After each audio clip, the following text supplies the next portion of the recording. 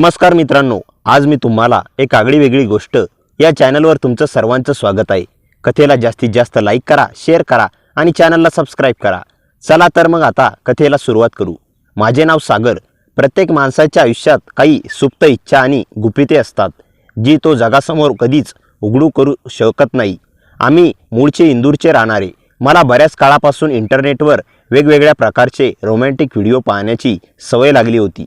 सुरुवातीला मी केवळ पाश्चात्य व्हिडिओ पाहायचो, पण हळूहळू मला प्रादेशिक भाषेतील आणि देशी धाटणीच्या कथा व व्हिडिओमध्ये अधिक रस वाटू लागला, कारण खऱ्या शृंगाराची आणि सौंदर्याची खरी मजा देशी वातावरणातच असते, असे माझे मत स्पष्ट बनले होते।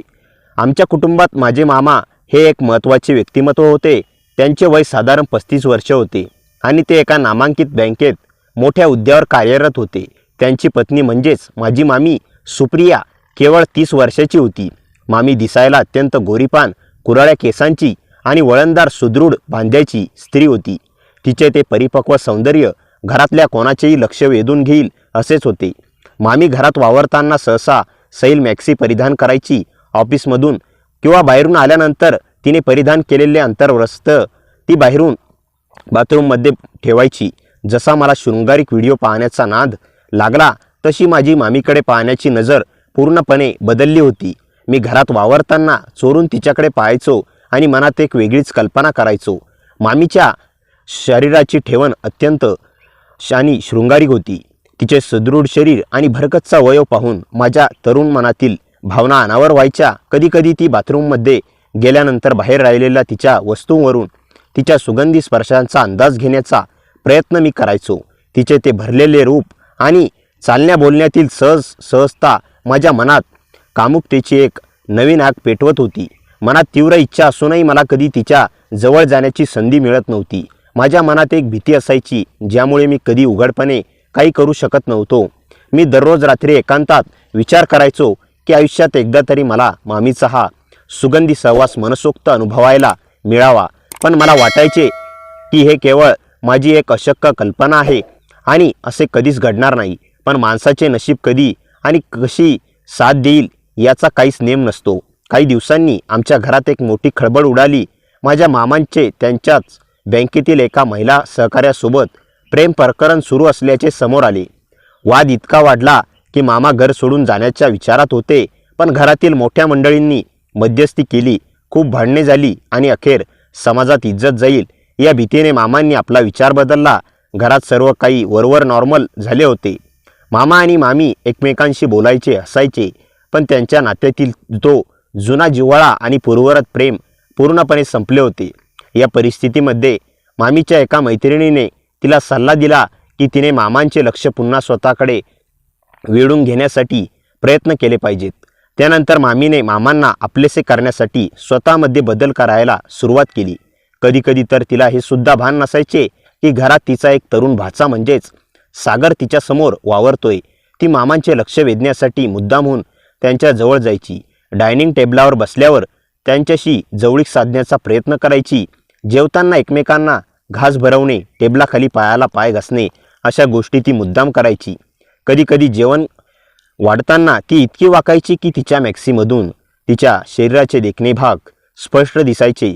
रात्री मी झोपलो आहे असे समजून ती टीव्ही पाहताना मामांच्या जवळ बसायची। तिला वाटायचे की माझे याकडे लक्ष नाही, पण या सर्व प्रसंगामुळे माझी मात्र चांदी होत होती। मला मामीच्या या नव्या रूपाचे आणि हालचालींचे घरात बसून मोकळे दर्शन घडत होते, जे माझ्यासाठी एका बोनससारखे होते। पण इतके सगळे करूनही मामा मात्र मामीला अजिबात भाव देत नव्हते। ती जवळ आली की ते विषय बदलून उठून दुसरीकडे निघून जायचे। यामुळे मामी मनातल्या मनात अत्यंत हताश आणि एकाकी झाली होती। मामा मामींच्या नात्यातील तो दुरावा आणि मामीची झालेली हताश अवस्था मी रोज जवळून पाहत होतो। तिचे ते सुंदर परिपक्व रूप आणि तिची एकाकीपण माझ्या तरुण मनाला सतत अस्वस्थ करत असायचे। मनात सतत विचार तिचाच चालत असल्यामुळे माझी तिच्याबद्दलची ओढ दिवसेंदिवस अधिकच तीव्र होत चालली होती। एकदा टीव्हीवर एक कौटुंबिक आणि भावनिक मालिका पाहत असताना मला एक कल्पना सुचली। मी ठरवले की आता मामीशी फक्त एक भाचा म्हणून नाही तर एक मित्र म्हणून अधिक संवाद साधायचा। मी मामीशी खूप गोड आणि आपुलकीने बोलायला सुरुवात केली। आता मी वयात आलो असल्याने मी बोलता बोलता सहजपणे प्रौढ आणि संसारातील नात्याविषयीचे विषय काढू लागलो. सुरुवातीला मामी माझ्या अशा बोलण्याने थोडी लाजायची, तिचा चेहरा गुलाबी व्हायचा, पण हळूहळू तिलाही माझ्याशी अशा विषयावर बोलण्याची सवय होऊ लागली. शेवटी तीही एक स्त्री होती, जिच्या भावना आणि इच्छा अनेक दिवसांपासून उपाशी होत्या. माझ्या रूपाने तिला तिच्या भावना व्यक्त करण्यासाठी एक हक्काची जागा मिळत होती. अशातच एक दिवस अचानक एक मोठी घटना घडली. मामांचा बँकेतून घरी येताना एक अपघात झाला. त्यांना खूप दुखापत झाली होती, त्यामुळे त्यांना तातडीने रुग्णालयात दाखल करावे लागले. मामांना बरे होण्यासाठी जवळपास 1 महिना रुग्णालयात राहावे लागणार होते. हा काळ मामीसाठी खूप मानसिक त्रासाचा आणि धावपळीचा होता. अशा कठीण प्रसंगात मी मामीच्या पाठीशी खंबीरपणे उभा राहिलो. मी तिला खूप सहानुभूती दिली, धीर दिला आणि हॉस्पिटलमधील सर्व कामे स्वतः सांभाळली. माझ्या या काळजीवाहू स्वभावामुळे मामी माझ्यावर पूर्णपणे फिदा झाली. त्या एका महिन्यात आम्ही एकमेकांच्या खूप जास्त जवळ आलो होतो. आमच्यातील अंतराची भिंत आता पूर्णपणे गळून पडली होती. एकदा संध्याकाळच्या वेळी आम्ही दोघे घरी होतो. मामा अजूनही रुग्णालयात होते. मामी थकलेली असल्याने तिच्या बेडरूममध्ये बेडवर आडवी झाली होती. मी तिच्या खोलीत गेलो आणि म्हणालो, मामी आज माझ्या खोलीत खूप उकडते आहे, मी थोडा वेळ इथे शेजारी झोपू का? मामीने माझ्याकडे पाहिले आणि अत्यंत संतपणे मऊ आवाजात असे म्हटले, मला जणू हिरवा कंदील मिळाला होता. मी अजिबात वेळ न घालवता तिच्या शेजारी बेडवर आडवा झालो. काही क्षण शांततेत गेले. मग हळूच कुशीवर वळलो आणि मागच्या बाजूने तिच्या अगदी जवळ गेलो. माझ्या शरीराची उष्णता आता तरुण ओढ तिच्या सुदृढ भरगच्च शरीराला जाणवू लागली. मामीला लगेच समजले की माझ्या मनात काय चालले आहे, पण तिने कोणताही विरोध केला नाही किंवा ती दूर झाली नाही. तिच्या या मूक संमतीमुळे माझ्या मनातील भावना आणखीनच तीव्र झाल्या. जेव्हा माझ्या शरीराचा स्पर्श तिच्या कमरेला अधिक घट्ट झाला, तेव्हा ती थोडी शारली आणि पुढे सरकली. मीही न डगमगता पुन्हा पुढे सरकलो आणि तिला मागून घट्ट कवेत घेतले. आता मामीने मागे वळून थेट माझ्या डोळ्यात पाहिले. मी हुशारीने डोळे बंद करून झोपल्याचे सोंग केले. ती पुन्हा माझ्याकडे पाठ करून झोपली, पण यावेळी तिने स्वतःला माझ्या अधिक जवळ ओढून घेतले. त्यामुळे माझा आत्मविश्वास आता गगनाला भेटला. मी हळूच माझा हात तिच्या पोटावर ठेवला आणि तो हात हळूहळू वर सरकवत तिच्या त्या मऊ आणि सुदृढ छातीवर नेऊन हलकासा दाब दिला. मामीच्या शरीरात जणू विजेचा करंट धावून गेला. ती काही बोलणार किंवा रागवणार तेवढ्यात मी अधिक पुढे सरकलो आणि माझे ओठ तिच्या कानाजवळ नेत अत्यंत रेशमी आवाजात बोललो, मामी, आय लव्ह यू. मी आता लहान नाही, मला सर्व समजते. मामा तुझ्या सोबतीला, तुझ्या या सुंदर रूपाला ज्या प्रकारे दुर्लक्षित करतात ते मला अजिबात सहन होत नाही. तू स्वतःला एकटे समजू नकोस. मी आहे ना. मी तुला जगातील सर्व सुख देईन आणि नेहमी आनंदी ठेवीन. मला तू खूप आवडतेस.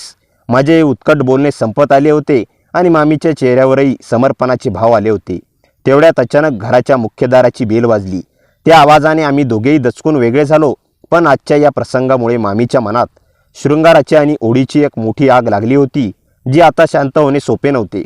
त्या दिवशी बेल वाजल्यामुळे आमच्यातील तो संवाद तिथेच थांबला होता, पण आमच्या दोघांच्याही मनात एकमेकांबद्दल एक वेगळा जिव्हाळा निर्माण झाला होता. मामीच्या वागण्यात आता माझ्याबद्दल एक प्रकारचा मोकळेपणा आणि आदर दिसू लागला होता. नवीन शहरात एकटे राहणाऱ्या माझ्या मनाला तिच्या या आपुलकीमुळे खूप मोठा धीर मिळाला होता. काही दिवसानंतर एक दिवस मी नेहमीप्रमाणे हॉलमध्ये खुर्चीवर बसून TV पाहत होतो. मामी किचनमधून बाहेर आली आणि माझ्याकडे पाहत अतिशय मायेने म्हणाली, अरे सागर, तिथे खुर्चीवर बसून का तुझी मान आणि पाठ दुखवून घेतोस? इकडे ये, बेडवर निवांत बसून बघ ना TV. तिचे हे बोलणे ऐकून मला खूप आनंद झाला. मी लगेच बेडवर तिच्या शेजारी जाऊन बसलो. टीव्हीवर एक सुंदर कौटुंबिक कार्यक्रम सुरू होता. आम्ही दोघेही त्या कार्यक्रमावर आणि घरातील वेगवेगळ्या विषयावर गप्पा मारू लागलो. थोड्या वेळाने मामी उठली, पाणी प्यायली आणि परत आल्यावर माझ्या शेजारी येऊन बसली. आमच्या गप्पांमध्ये आता इतका विश्वास निर्माण झाला होता की आम्ही एकमेकांशी खूप सहजतेने मनातील सुखदुःखे शेअर करत होतो. त्यानंतर मामी म्हणाली, सागर, जरा खोलीचे सगळे पडदे सरकवून दार लावून ये ना, बाहेरचा उजेड डोळ्यावर येतोय. मी लगेच उठलो, खोलींचे सगळे पडदे व्यवस्थित लावले आणि दरवाजा बंद केला. खोलीत आता एक शांत आणि निवांत वातावरण तयार झाले होते. मी पुन्हा येऊन बेडवर तिच्या शेजारी बसलो. आम्ही दोघांनी अंगावर एक साधी चादर ओढून घेतली होती, कारण खोलीत पंख्यामुळे थोडा गारवा जाणवत होता. त्या शांत वातावरणात मामीने माझ्याकडे पाहिले. तिच्या डोळ्यात अनेक दिवसांचे एकाकीपण आणि हताशपणा दिसत होता. तिने अतिशय मऊ आवाजात म्हटले, सागर, तू या कठीण काळात माझी जी काळजी घेतली आहेस ती मी कधीच विसरणार नाही. मला खूप एकटे वाटायचे रे, पण आता तू सोबत आहेस याचा मला आनंद आहे. मी तिचा हात हातात घेतला आणि म्हणालो, मामी, तू स्वतःला कधीच एकटे समजू नकोस. मी नेहमी तुझ्या पाठीशी उभा राहीन. माझे बोलणे ऐकून मामी सुकावली. तिने आपला संकोच बाजूला सारून माझ्या पाठीवर मायेने हात फिरवला. तो स्पर्श अत्यंत आदरयुक्त आणि मनाला शांत करणारा होता. या नवीन शहरात आणि घरात आमच्यात सुरू झालेला भावनिक प्रवास आता केवळ एका नातेवाईकापुरता मर्यादित राहिला नव्हता, तर आम्ही एकमेकांचे मनाचे खरे सोबती झालो होतो. बंद खोलीच्या त्या शांततेत दोन मनामधील अंतराची भिंत आता पूर्णपणे गळून पडली होती आणि आमच्यात एक नवीन विश्वासाचे नाते तयार झाले होते. त्या दिवशी खोलीत निर्माण झालेल्या त्या शांत आणि विश्वासाच्या वातावरणानंतर आमचे नाते एका नवीन टप्प्यावर पोहोचले होते. सुप्रिया मामीच्या मनात अनेक दिवसांपासून जी हताशता आणि एकाकीपण दाटून आले होते ते माझ्याशी बोलल्यानंतर कुठेतरी शांत झाले होते. नवीन शहरात जेव्हा दोन व्यक्तींना एकमेकांचे इतका खंबीर भावनिक आधार मिळतो तेव्हा त्यांच्यातील जिव्हाळा अधिकच दृढ होतो. त्यानंतरच्या काही दिवसांत घरातील वातावरण खूपच आनंददायी झाले होते. मामा अजूनही रुग्णालयात विश्रांती घेत होते, त्यामुळे घराची आणि मामीची पूर्ण जबाबदारी मी सांभाळत होतो. माझ्या या समजूतदारपणामुळे मामीच्या मनात माझ्याबद्दलचा आदर खूप वाढला होता. ती आता माझ्याशी घरगुती गोष्टींशिवाय तिच्या मनातील भावनांबद्दलही खूप मोकळेपणाने बोलायची. आमच्या गप्पांमध्ये आता कोणताही संकोच उरला नव्हता. एकदा दुपारी आम्ही दोघेही हॉलमध्ये बसलो होतो. मामीने माझ्यासाठी चहा आणला आणि ती माझ्या शेजारी येऊन बसली. तिने माझ्याकडे पाहिले आणि अत्यंत भावूक आवाजात म्हणाली, सागर, या घरात मला नेहमीच खूप एकटेपण जाणवायचे रे, पण तू आल्यापासून आणि विशेषतः गेल्या काही दिवसात मला जो मानसिक आधार दिला आहेस त्याने मला जगण्याची एक नवीन उमेद दिली आहे. तू माझ्यासाठीच्या खूप महत्त्वाचा आहेस. मी तिचा हात हातात घेतला आणि अत्यंत आदराने म्हणालो, मामी, मी तुला आधीच सांगितले आहे की तू स्वतःला कधीही एकटे समजू नकोस. नात्यामध्ये जड उतार येत असतात, पण मी एक मित्र म्हणून आणि तुझा हक्काचा माणूस म्हणून नेहमी तुझ्या पाठीशी खंबीरपणे उभा राहीन. माझे हे प्रामाणिक शब्द ऐकून मामीच्या डोळ्यात कौतुकाचे आणि समाधानाचे अश्रू आले. तिने अगदी मायेने माझ्या गालावर हात फिरवला आणि मला जवळ घेतले. तो क्षण अत्यंत भावनिक आणि आमच्यातील आत्मिक जिव्हाळा दर्शवणारा होता. दोन मनांमधील तो संवाद कोणत्याही शारीरिक वर्णनापेक्षा खूप जास्त प्रभावी आणि सुंदर होता. त्या बंद खोलीच्या शांततेत आम्ही दोघेही एकमेकांच्या विचारांशी आणि भावनांशी पूर्णपणे एकरूप झालो होतो. या नवीन शहरात आणि घरात सुरू झालेला हा प्रवास आता एका सुंदर, अत्यंत आणि विश्वासाच्या नात्यात बदलला होता, जिथे एकमेकांची काळजी घेणे आणि एकमेकांना आनंद देणे हाच आमचा एकमेव उद्देश बनला होता. त्या बेडरूममधील त्या बेभान शृंगारानंतर आणि आमच्यातील त्या उत्कट मिलनानंतर माझ्या आणि सुप्रिया मामीच्या नात्याला एक वेगळाच जिव्हाळा मिळाला होता. 30 वर्षाच्या मामीच्या चेहऱ्यावर बऱ्याच वर्षांनी एक निखळ आनंद आणि पूर्ण समाधानाचा भाव स्पष्ट दिसत होता. ती माझ्या कुशीत डोके ठेवून शांतपणे पडून होती. तिच्या शरीराची ती सुगंधी ऊब मला एका वेगळ्याच दुनियेत घेऊन गेली. ती काही वेळ शांततेत गेल्यानंतर माझ्या मनात अचानक एक धाकधूक सुरू झाली. त्या शृंगाराच्या बेभान ओघात माझ्याकडून एक गोष्ट घडली होती ज्याची मला काळजी वाटू लागली. मी थोडा चिंतेने मामीकडे पाहिले आणि तिच्या गालावरून हात फिरवतच हळूच म्हणालो, मामी, माझ्याकडून त्या अंतिम क्षणी स्वतःवरचा ताबा पूर्णपणे सुटला रे आणि मी संपूर्णपणे तुझ्या हातच मुक्त झालो. मला खरं तर थोडी भीती वाटते, काही अडचण तर होणार नाही ना. माझ्या तो काळजीने भरलेला चेहरा पाहून मामीने अतिशय आणि प्रेमळ स्मित हास्य केले. तिने आपले ओठ माझ्या ओठावर टेकवले आणि अत्यंत मऊ आवाजात म्हणाली, अरे सागर, तू इतकी काळजी का करतोस? काही अडचण होणार नाही रे, तू अजिबात चिंता करू नकोस. आज कित्येक वर्षांनी मला इतकं सुंदर अनुभव आणि निखळ सुख मिळाले आहे की मी स्वतःला खूप भाग्यवान समजते. तू मला पूर्णपणे तृप्त केले आहेस. मामीचे ते आश्वासक आणि शृंगारिक शब्द ऐकून माझ्या मनातील सगळी भीती क्षणात पळून गेली आणि माझा तरुण उत्साह द्विगुणित झाला. मी तिच्या आणखी जवळ सरकलो, तिला कवेत घेतले आणि म्हणालो, मामी, जर तुला माझ्या सहवासाने इतका आनंद मिळाला असेल तर मग मला असा शृंगार आणि असा बेभान सहवास पुन्हा कधी देणार? मामीने लाजत आपल्या तोंड माझ्या छातीवर लपवले. मामा रुग्णालयात असल्यामुळे घरातील जबाबदारी माझ्यावर आली होती आणि या काळात मामीच्या मनात निर्माण झालेला विश्वास मला जाणवत होता. तिच्या नजरेत आता एक वेगळीच कृतज्ञता होती. जणू आयुष्यात अनेक दिवसांनी तिला एखादा आधार मिळाला होता. तिच्या आईवडिलांशी, नातेवाईकांशी ती बोलायची, पण मनातील खोल वेदना ती कुणालाच सांगू शकत नव्हती. त्यामुळे माझ्याशी तिचे नाते हळूहळू अधिक घट्ट होत होते. एके दिवशी सकाळचा वेळ होता.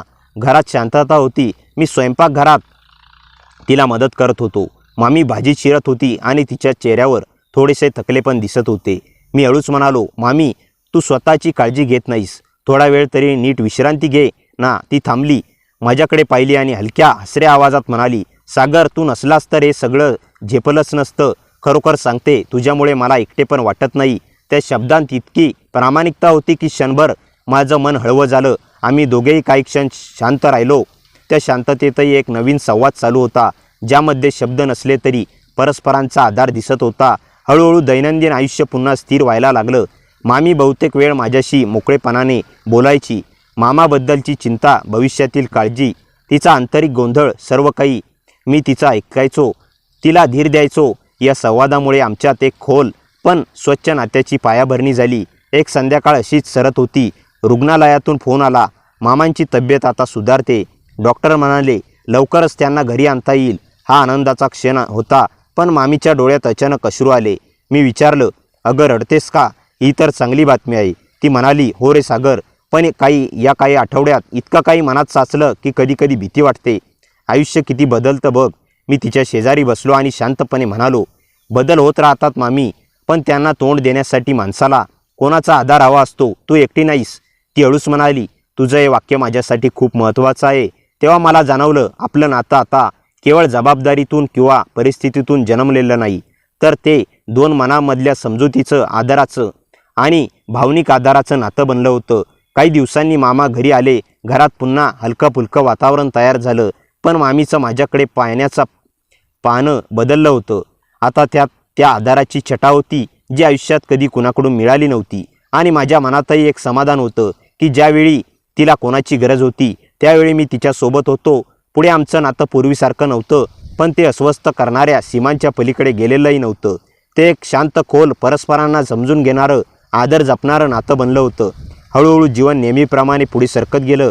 मामांच्या घरी आल्यावर 2-3 आठवडे शांत गेले, पण त्या शांततेच्या तळाशी काहीतरी न सांगितलेलं, न उलगडलेलं, सतत दडलेलं होतं. मामी आणि माझ्यातली ती हळवी जवळीक आता शब्दात नव्हती, पण नजरेतून, क्षुल्लक हालचालीतून जाणवत होती. माझ्या मनातही एक नवीन ओढ निर्माण झाली होती, जिचं स्वरूप मी स्वतःला देखील समजावू शकत नव्हतो. एक रात्री पावसाचा जोर वाढला. मामा दवाखान्यातील रिपोर्टसाठी बाहेर गेले होते. घरात फक्त मी आणि मामी. विजेचा लखलखाट कधीकधी संपूर्ण घर उजळवून गेली की मामी दचकून खिडकीकडे पाहायची. मी तिला म्हणालो, भिवू नको मामी, वादळ आहे म्हणूनच आवाज येतोय.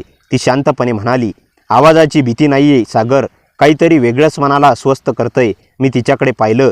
तिच्या चेहऱ्यावरचं भय नव्हतं, पण एक खोल गोंधळ होता, जणू ती स्वतःपासूनच पळण्याचा प्रयत्न करत होती. ती अचानक म्हणाली, तुला कधी वाटतं का की काही भावना आपण नाकारायचा प्रयत्न करतो, पण त्या नाकारल्या जात नाहीत? मला क्षणभर शब्दच सापडले नाहीत.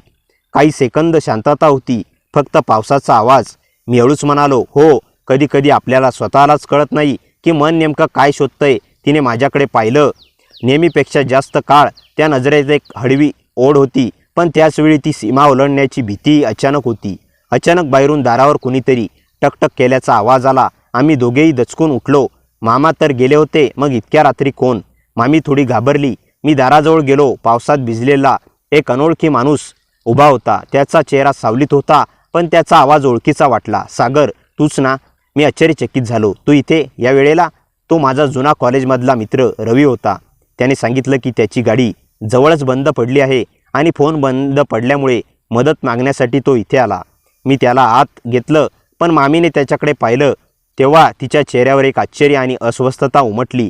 जणू तिला त्याच्याबद्दल काहीतरी माहीत होतं जे मला माहीत नव्हतं. रवी घरात शिरला आणि त्याची नजर माझ्याकडून वळून थेट मामीवर स्थिरावली. त्याच्या चेहऱ्यावरचं एक विचित्र ओळखीचं हसू उमटलं. नमस्कार, खूप दिवसांनी भेटतोय आपण, तो मामीला म्हणाला. मला धक्का बसला. ते एकमेकांना ओळखतात. मामीचा आवाज हलका कंप पावत म्हणाला, हो, खूप दिवस झाले. त्या क्षणी मला समजलं, या दोघांच्या भूतकाळात काहीतरी आहे आणि ते काहीतरी आपल्याला दिसत आहे त्यापेक्षा खूप खोल आहे. मामी अचानक म्हणाली, सागर तू रवीला कपडे देतोस का? तो भिजलाय. मी आत गेलो पण माझ्या मनात शंका उफाळून येत होती. रवी आणि मामीचा संबंध नेमका कोणता? त्यांच्या नजरेतील ओळख, तिच्या आवाजातील कंप आणि त्यांच्या दोघांमधील न बोललेली इतिहासाची धूळ या सर्वांनी माझ्या मनात भीती आणि अस्वस्थता पसरली. मी कपडे घेऊन बाहेर आलो तेव्हा मी दोघांना मंद आवाजात बोलताना ऐकलं. तू इथे परत का आलास? मामीचा आवाज भेदक होता. रवी शांतपणे म्हणाला, जे अपूर्ण राहिलं ते पूर्ण करायला. मला त्या क्षणी जाणवलं, आजची रात्र फक्त पावसामुळे अंधुक नाही तर या घरावरील भावनांचं, रहस्याचं आणि जुन्या जखमांचं सावटही घेऊन आली आहे. मी हातातील कपडे घट्ट पकडूनच उभा राहिलो. मामी आणि रवी दोघांच्याही आवाजात तणाव स्पष्ट जाणवत होता. त्यांच्या संवादाचा भाग ऐकू येत नव्हता पण मामीच्या चेहऱ्यावरची पांढरी झालेली भीती सगळं सांगत होती. मी हळूच बाहेर गेलो आणि काळजीपूर्वक आवाज केला जेणेकरून त्यांना वाटेल मी काही ऐकलेलं नाही. रवी माझ्याकडे बघून जबरदस्तीचे हसू दिलं. धन्यवाद भाऊ, तो म्हणाला, पण त्या हसण्यात एक वेगळीच थंडी होती. जणू त्या नजर घराच्या प्रत्येक कोपऱ्यावर काही शोधत होती.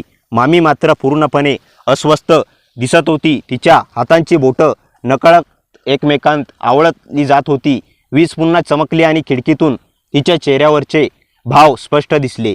भूतकाळाची, वर्तमानातील गोंधळ आणि भविष्याची असुरक्षितता. मी रवीला कपडे देऊन हॉलमध्ये बसवलं. काही मिनिटातच मला लक्षात आलं, रवीच्या नजरा सतत मामीकडे जात होत्या.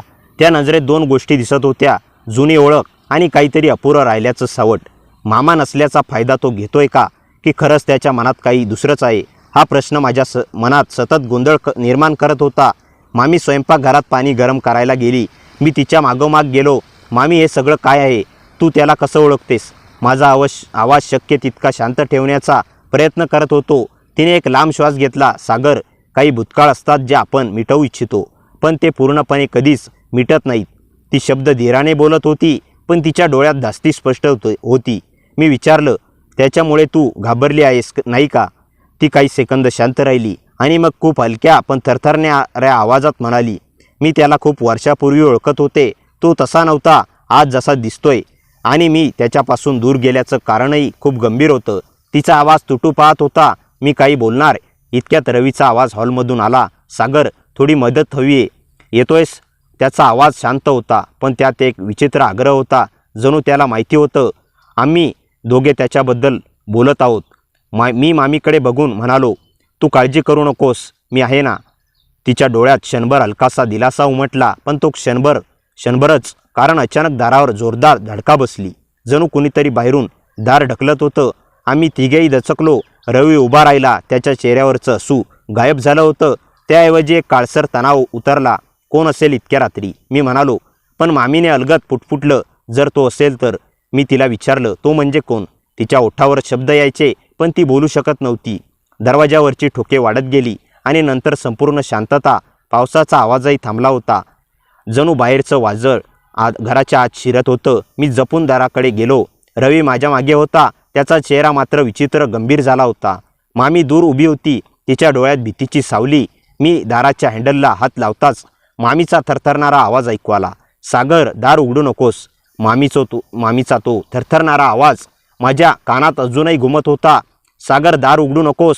पण बाहेरचं दार कोणीतरी जोरात पकडून ठेवलेलं होतं, स्पष्ट जाणवत होतं. क्षणभरात सगळं इतकं शांत झालं की जणू घर श्वासच रोखून बसलं. रवी माझ्या अगदी जवळ उभा होता. त्या क्षणी त्यांचा चेहरा पाहिला तेव्हा मला काहीतरी विचित्र जाणवलं. तो तणावात असला तरी त्याचे डोळे दाराकडे नव्हते, ते मामीकडे खिळले होते. जणू तो तिच्या प्रतिक्रियेचं वजन मोजत होता. मी पुटपुटलो, रवी मागे हो, मी पाहतो. पण त्याच्या आवाजात एक वेगळीच थंडी होती. नाही सागर, हे दार तू उघडू नये. मला राग आणि संशय दोन्ही आले. का? काय चाललंय? मी विचारलं. तो काही बोलणार तेवढ्यात दारावर पुन्हा एक जोराचा धक्का बसला.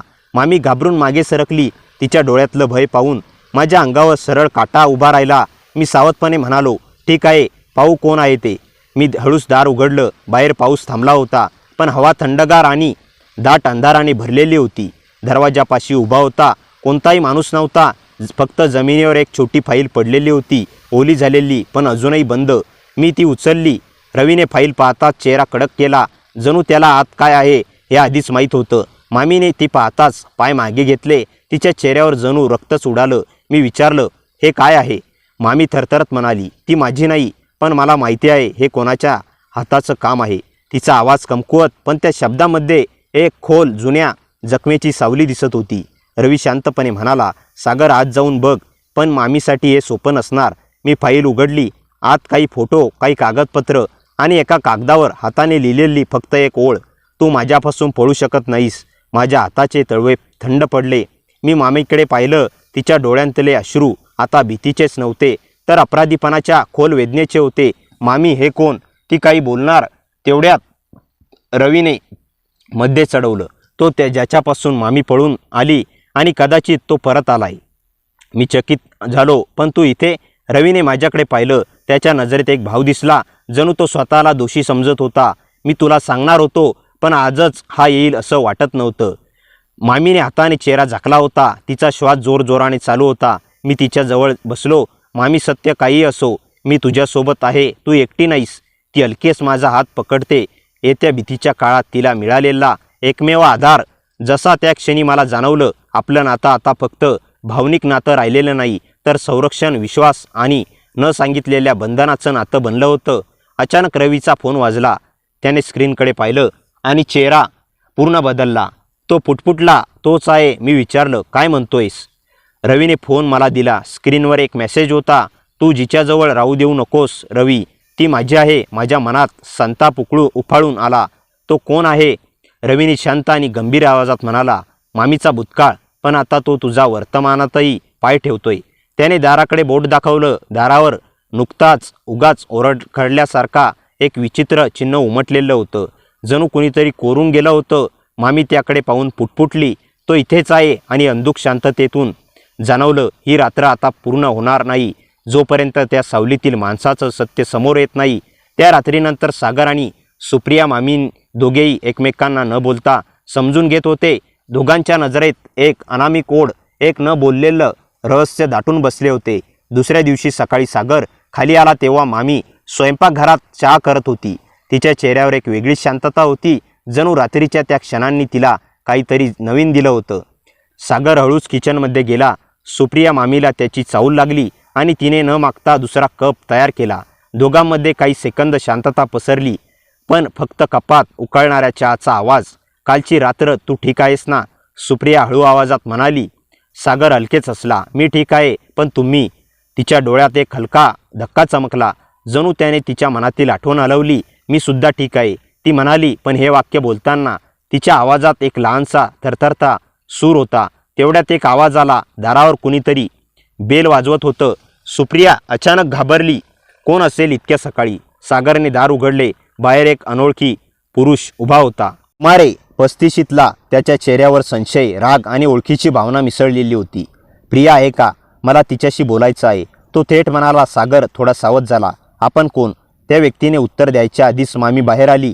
तिला पाहताच तो माणूस थांबला, जणू दोघांच्या भूतकाळाचा एखादा धागा अचानक ओढला गेला. मामीचा चेहरा पांढरा पडला. तू इथे? ती कुजबुजली. हो, मला बोलायचंय. खूप काही अपूर्ण आहे, तो म्हणाला. सागरला परिस्थिती कळत नव्हती, पण त्याला जाणवत होतं की हा माणूस साधा नाही. मामी थरथरली. आता काहीच शिल्लक राहिलेलं नाही. तू का आलास? पण त्या माणसाने तिच्याकडे एकाग्र नजरेने पाहत म्हटलं, अगदी शिल्लक नाही. मग हे? त्याने जाकीटातून एक छोटासा फोटो काढला. एक जुना फोटो, ज्यात सुप्रिया आणि तो माणूस एका मंदिरात उभे होते. पण सगळ्यात धक्कादायक म्हणजे फोटोत सुप्रियाच्या हातात मंगळसूत्र दिसत होतं. सागरच्या हातातून कप जवळजवळ सुटला. मामी, हा कोण? सागरचा आवाज थरथरत होता. सुप्रियेच्या डोळ्यात अश्रू आले. सागर, मी तुला सांगितलं नव्हतं, पण हा? ती बोलणार इतक्यात तो माणूस मध्येच म्हणाला, मी तिचा पती आहे. क्षणभर संपूर्ण घरात शांतता पसरली. फक्त सागरचा श्वास वाढत चालला होता आणि मामीच्या डोळ्यात भीती, वेदना आणि एक लपलेलं सत्य चमकत होतं. सागर थरथरत म्हणाला, पती? पण मामा?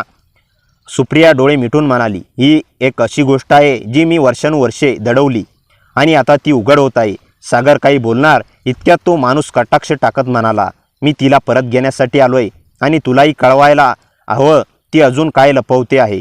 मामीचा हात थरथरत होता. सागरच्या डोळ्यात प्रश्नाचं वादळ होतं आणि त्या क्षणी सुप्रियाने हलक्या आवाजात सागरकडे पाहून एकच शब्द म्हटला, मला तुझ्याशी एकट्यात बोलायचं आहे. सुप्रियाने सागरचा हात धरला आणि त्याला शांतपणे वरच्या खोलीत घेऊन गेली. खाली तो अनोळखी माणूस, तिचा पती, अजूनही बसलेला होता. दार बंद होता सुप्रिया भिंतीला टेकली. श्वास आवरत म्हणाली, सागर, मी आयुष्यात कधीच इतके अडचणीत नव्हते. सागर तिच्याजवळ गेला, पण बोलणार एवढ्यात सुप्रियाने त्याचा हात पकडून थांबवलं. काही विचारण्याआधी हे ऐक. हो, तो माझा पती आहे, पण फक्त नावासाठी. त्या नात्यात प्रेमही नव्हतं आणि सुरक्षितताही नव्हती. सागर थक्क झाला. मग तुम्ही का लपवलं? सुप्रियाच्या घशात शब्द अडकले. कारण तो माणूस धोकादायक आहे सागर, आणि मी त्याच्यापासून पळून इथे आले. तुझ्या मामांनी मला सांभाळलं, संरक्षण दिलं. सागरचा श्वास थरथरला. मामा यांना सगळं माहीत होतं. सुप्रिया हलकेच मान खाली करून म्हणाली, हो, पण त्यांनी ठरवलं की माझा भूतकाळ कोणाला माहिती होऊ नये. माझ्या सुरक्षिततेसाठी काही सेकंद दोघेही शांत राहिले. मग सागर हळूच म्हणाला, मग मला काय वाटतंय की तुम्ही माझ्यापासून काही वेगळं लपवत आहात. सुप्रियाचे डोळे अचानक पाणावले. ती एक पाऊल पुढे आली आणि तिचा आवाज जवळजवळ कुजबुजण्या इतका मंद झाला. कारण तू माझ्या आयुष्यात अचानक असा आला की मी स्वतःला समजू शकले नाही. तुझ्याजवळ आलं की माझ्या आतलं सगळं भीती एकटेपण शांत होतं. सागरचा हृदयाचा टोका वाढला. तुम्ही काय म्हणायचा प्रयत्न करताय? ती त्याच्याकडे अशी पाहत होती जणू वर्षानुवर्षे काहीतरी दाबलं गेलेलं आता बाहेर येणार होतं. मी याच्यासोबत कधीच सुखी नव्हते. त्याच्याकडून मला फक्त त्रास, शंका आणि वेदना मिळाल्या. आणि जेव्हा मी इथं आले, मी विचार केला की आयुष्य थांबेल. पण तू आलास. तू माझ्याशी जसं बोललास, जसं वागलास, मी विसरले होते की एखाद्याजवळ स्वतःला सुरक्षित वाटू शकतं. सुप्रिया एवढं बोलून शांत झाली. सागरच्या मनात एकाच वेळी धक्का, राग आणि एक अव्यक्त ओढ जागी झाली. म्हणजे माझ्याबद्दल तुमच्या मनात? सुप्रियाने त्याच्या डोळ्यात पाहिलं. हो सागर, काहीतरी आहे जे मला नको होतं, पण थांबतही नाही. मी भीती फक्त एका गोष्टीची, की माझा भूतकाळ तुझ्या आयुष्यातला सावलीसारखा येईल. सागर पुढे आल्या आणि पहिल्यांदाच त्याने तिच्या खांद्यावर आश्वासक हात ठेवला. मला सावलीची भीती नाही मामी. मला फक्त हे जाणायचंय की तुम्हाला खरंच माझ्याबद्दल काहीतरी आहे. तिच्या डोळ्यात एक शांत खोल मान्यता चमकली, जणू शब्दांशिवाय दिलेलं उत्तर. पण त्याच क्षणी खाली हॉलमध्ये आवाज आला. तो पती फोनवर कुणाशी तरी रागाने बोलत होता. हो, ती इथेच आहे. आज ती माझ्यासोबत निघून जाणार, नाहीतर मी वेगळं पाऊल उचलीन. सुप्रिया घाबरून सागरकडे वळली. तो शांत बसणार नाही सागर. तो पुन्हा मला त्या आयुष्यात ओढून नेईल. सागरच्या नजरेत प्रथमच राग आणि संरक्षणाची तीव्र भावना चमकली. तो कोणतंही पाऊल उचलू दे, पण तुम्हाला कोणी हात लावणार नाही. तुमचा भूतकाळ इथे परत येणार नाही. मी आहे. सुप्रिया त्याचा हात पकडून म्हणाली, पण तू स्वतःला धोक्यात का टाकतोयस? सागर शांत ठाम आवाजात म्हणाला, कदाचित कारण तुमच्याबद्दल जे मनात आहे ते आता मी स्वतःपासून नाकारू शकत नाही. सुप्रिया थरथरली, भीतीने पण तितक्याच खोल भावनेने. आणि यावेळी प्रथमच तिच्या डोळ्यात एक सिंहावलोकन दिसलं. ती त्याच्या शब्दांना स्वीकारत होती, पण एक मोठं वादळ अजून बाकी होतं. खाली हॉलमध्ये तो पती अजूनही कोणाशी तरी बोलत होता. आवाज उंचावत चालला होता. सागर आणि सुप्रिया दाराच्या फटीतून पाहत होते. हो, ती माझ्याबरोबर निघून जाणार आहे, नाहीतर मी तिच्या आयुष्यातील त्या नव्या मुलाला संपवेन. त्याचा आवाज घनासारखा आदळला. सागरने सुप्रियाकडे पाहिलं. तिचा श्वास वेगाने चालला होता. चेहरा पांढरा पडला होता. तो तुझ्याबद्दल बोलतोय सागर. तो मागे हटणार नाही. सागर हलकेच पण ठामपणे म्हणाला, तो कोण असला तरी तुमच्यापर्यंत पोचू देणार नाही. सुप्रियाच्या डोळ्यात भावनांचा एक लोट आला. ती कुजबुजली. तू एवढा का माझ्यासाठी? सागर तिच्या जवळ येत हळू आवाजात म्हणाला, कारण तुम्हाला गमावण्याची भीती आता खरी वाटते आहे. ती काही बोलणार एवढ्यात अचानक खाली शांतता झाली. एकदम दोघांना जाणवलं की तो पती दाराकडे जात होता. सागरने पटकन सुप्रियाचा हात धरला. इथे थांबा. आणि तो हळूच जिना उतरू लागला. पण अर्ध्या रस्त्यातच तो पती दारासमोर उभा राहिला. जणू त्याला सागर येईल हे आधीच माहीत होतं. दोघांच्या नजरा भिडल्या. काही क्षण दोघेही काही न बोलता एकमेकांचा अंदाज घेत राहिले. मग पती हलका असला. ते असू साधं नव्हतं. त्यात एक वेडसर आत्मविश्वास होता. तर तूच तो सुप्रिया ज्याला लपवते आहे तो. सागर शांत राहिला. तुम्ही काय बोलताय हे मला माहीत नाही, तो म्हणाला. पण पतीने त्याला मध्येच थांबवलं. मला सगळं माहिती आहे. इतक्या महिन्यापासून मी तिला शोधतोय, आणि जेव्हा मिळाली तेव्हा तिच्या जवळ एक तरुण मुलगा. त्याने सागरकडे संशयाने जळजळीत नजरेने पाहिलं. तुम्ही जे विचार करता? सागर उत्तर देणार इतक्यात पती आणखी जवळ आला. इतका की दोघांच्या मध्ये फक्त एक पाऊल अंतर राहिलं. मला तिच्या डोळ्यातलं पाहता आलं.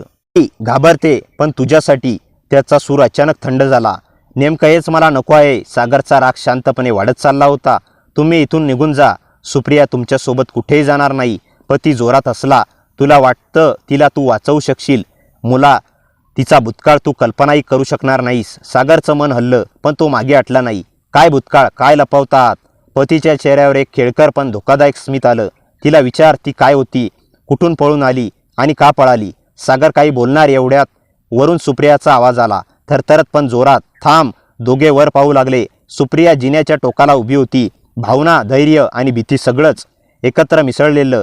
ती हळूवार खाली उतरू लागली. पतीने तिच्याकडे विजयी नजरेने पाहिलं. चला सांग ना सागरला, तुला का पळावं लागलं? सुप्रियाचा हात थरथरत होता, पण तिच्या नजरेत एक वेगळं ठामपण होतं. जणू आज ती सगळं सांगणार होती. ती सागर समोर उभी राहिली आणि हळू आवाजात बोलू लागली. सागर, मी त्याच्यापासून का पळाले माहिती नाही. सागर शांतपणे डोळ्यात डोळे घालून म्हणाला, नाही, पण मला ऐकायचं आहे. सुप्रिया पतीकडे रागाने पाहत म्हणाली, कारण हा माणूस माझ्या जीवाला धोका पोहोचवणार होता. सागर थबकला. काय? ती पुढे म्हणाली, याने माझ्यावर हात उचलला, मला बंदिस्त केलं, बाहेरच्या जगापासून मला तोडलं, मी जिवंत राहण्यासाठी पळाले. सागरचा चेहरा बदलला, रागाने, दुःखाने, पण पती अजूनही शांत, जणू काही हेच तो ऐकण्याची वाट पाहत होता. हे अर्ध सत्य आहे सुप्रिया, तो म्हणाला. सुप्रिया त्याच्याकडे किंचाळत म्हणाली, हेच पूर्ण सत्य आहे. पण पतीने खिशातून काहीतरी काढलं. एक फोटो, पण हा फोटो कालचा नव्हता. हा फोटो वेगळाच होता, धुसर, जणू गुपचूप काढलेला. फोटोमध्ये सुप्रिया एका जुन्या ओळखी नसलेल्या घरात कोणाशी तरी वाद घालताना दिसत होती. पाठीमागे काही फाईल्स, कागद आणि एका टेबलावर काही दस्तऐवज. सागरची नजर त्या फोटोवर पडताच त्याच्या मनात शंकेचा झटका गेला. हा फोटो. पती हसत म्हणाला, सगळं माहिती आहे मला. ती ज्या घरातून पळून आली ते साधं घर नव्हतं. सुप्रिया जोरात म्हणाली, हा फोटो बनावट आहे. तू मला परत त्या नरकात ओढू शकत नाहीस. पण पती पुढे येऊन सागरच्या डोळ्यात पाहत कुजबुजला, ती तुला पूर्ण सत्य सांगणार नाही, कारण सत्य सांगितलं तर तूही तिच्यापासून दूर जाशील. सागर जमिनीवर खिळल्यासारखा उभा राहिला. सुप्रिया त्याचा हात पकडत म्हणाली, सागर, माझ्यावर विश्वास ठेव. मी तुझ्यापासून काही चुकीचं लपवलं नाही, पण तो काहीतरी मोठं प्लॅन करतोय. पती थंड आवाजात म्हणाला, हो, आणि मी उद्या परत येणार आहे. सुप्रियासोबत तो ओढून बाहेर जात असताना सागर आतून जळत होत. रागाने, अविश्वासाने आणि एक अनोख्या भीतीने. दार बंद झालं. घरात शांतता झाली. सागर आणि सुप्रिया दोघेही निशब्द उभे होते. सुप्रिया हळू आवाजात म्हणाली, कृपया माझ्यावर विश्वास ठेव. माझं सत्य अजून अर्धवट आहे. फक्त तू निघू नकोस. सागरने तिचा हात घट्ट पकडला. मी कुठे जाणार नाही, पण आता मला सगळं जाणून घ्यायचं आहे.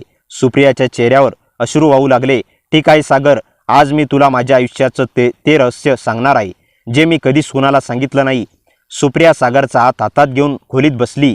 तिच्या आवाजात थरथर होती, पण आज पहिल्यांदाच तिच्या नजरेत एक निर्विकार सत्य दिसत होतं. सागर, जे मी तुला सांगणार आहे ते माझ्या आयुष्याचा सर्वात धोकादायक भाग आहे, आणि सांगताना मला भीती वाटते. सागर तिच्या बाजूला शांत बसून म्हणाला, मी आहे, काहीही सांग. सुप्रियाने खोल श्वास घेतला. ज्या घरातून मी पळाले ते खरं तर माझ्या पतीचं नव्हतं. तो ज्या लोकांशी जोडला गेला होता ते लोक बेकायदेशीर कामात होते.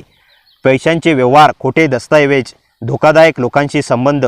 सागरचं हृदय धडकू लागलं. सुप्रियाचा आवाज मोडला. एका रात्री मी त्याच्या लॅपटॉपवर काही कागद पाहिले. ते कागद माझ्या नावाने बनवलेले होते. मला गुन्ह्यात ओढण्याची तयारी चालू होती. मी त्याच्या हातातील प्यादी बनणार होते. सागर अवाक झाला. म्हणजे तुला फसवणार होता? हो. आणि त्याच्यापासून सुटणं म्हणजे त्याच्या लोकांच्या नजरेत येणं, ज्यांनी मला शोधलं तर माझा जीव धोक्यात होता. सागरचा राग आता शांत नाही, जळत होता, आणि आता तो परत तुला त्या गँगच्या तावडीत द्यायला बघतोय. सुप्रिया मान डोलावली, म्हणाली, हो, तो स्वतःही त्याच्याच तावडीत अडकला आहे. त्यामुळे माझ्यावर त्याचा हक्क नसूनही तो मला परत देणं हा त्याचा एकमेव मार्ग आहे. अचानक दारावर मोठा धडाका झाला. दोघे दचकले. सागर उठून दाराकडे धावला. कुणी आहे? आवाज आला, मोठा, कठोर. दार उघडा, पोलीस. सागर आणि सुप्रिया दोघांना कळेनासं झालं की आता आणखी कोणतं वादळ येतंय. दार उघडताच 2 पोलीस अधिकारी आत आले. प्रमुख अधिकारी म्हणाला, आम्हाला माहिती मिळाली की इथे एका महिलेचा पाठलाग होतोय आणि तिचा पती तिला धमकवत आहे. सागर थक्क झाला, पण तुम्हाला कोणाने कॉल केला? अधिकारी म्हणाला, तुमच्याच नावावरून कॉल आला. सागर सोनावणे. सागर आणि सुप्रियाने एकमेकांकडे पाहिलं.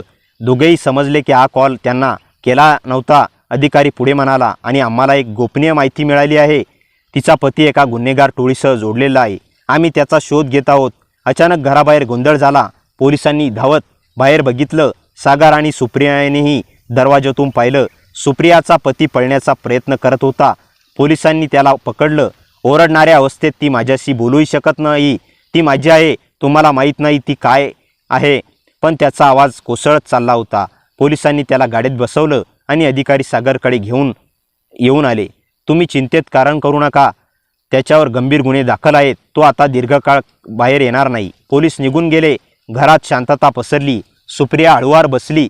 जणू वर्षानुवर्षे तिच्या खांद्यावरील मोठं ओझं उतरलं होतं. सागर तिच्या बाजूला बसला. आता सगळं संपलं आहे, तू हळू आवाजात म्हणाला. सुप्रियाच्या डोळ्यातून अश्रू वाहू लागले. भीतीचे नव्हे, मुक्ततेचे. मी खूप दिवसांनी असा श्वास घेते आहे. सागर तिचा हात धरत म्हणाला, आता तुम्ही सुरक्षित आहात. तुमचा भूतकाळ संपला. तुमच्यावर कोणाची सावली नाही. ती त्याच्याकडे पाहत हळूच म्हणाली, आणि माझ्या भविष्यात तू आहेस का? सागरच्या चेहऱ्यावर त्या क्षणी आलेलं हलकं, भावनेने ओथंबलेलं स्मित तेच उत्तर होतं. तो तिच्या हाताला हलकेच मिठी मारत म्हणाला, हो, आता आहे. सुप्रियाच्या डोळ्यात शांततेचं, सुरक्षिततेचं आणि एक नव्या सुरुवातीचं तेज होतं. बाहेरचा पाऊस हळूहळू थांबला. घरातील हवा मोकळी झाली आणि अनेक संघर्षानंतर अखेर दोघांच्या आयुष्यातला खरा उजेड उगवू लागला. बिनधोक, बिनभीती आणि एकमेकांचा सहवास घेऊन. मित्रांनो, कथा कशी वाटली कमेंटमध्ये नक्की सांगा. कथेला जास्तीत जास्त लाईक करा आणि हाईप करा आणि आपल्या मित्रमैत्रिणींमध्ये शेअर करा. आणि हो, चॅनलवर नवीन असाल तर चॅनलला सबस्क्राईब करायला विसरू नका. भेटूया पुन्हा अशाच इंटरेस्टिंग आणि धमाकेदार कथेसह. तोपर्यंत हसत राहा, खुश रहा. धन्यवाद.